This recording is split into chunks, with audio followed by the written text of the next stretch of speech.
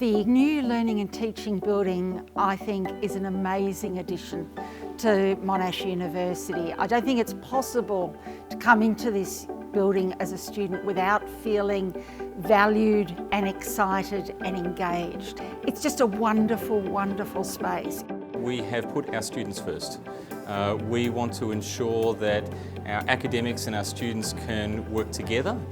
So we have designed all of our spaces so that academics and students can approach each other. Every single space in this building is a learning space. We've made sure that, for example, all of the walls are writable. We've got beautiful sunlight coming in to keep everybody inspired. Lots of glass so you can see the learning around you, and lots of informal spaces so that the students can truly own the spaces even when they're not in a timetable session.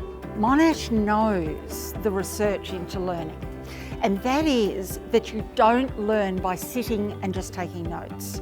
You don't learn by just sitting and listening. Your brain has to actively use the information. It has to shape the information. And you do that by doing quizzes, you do that by engaging with problems, you do that by talking about the material. And that's what this building encourages you to do. So you can sit and engage with people in groups and talk about materials. You can use map tables which can be beamed to the rest of the room.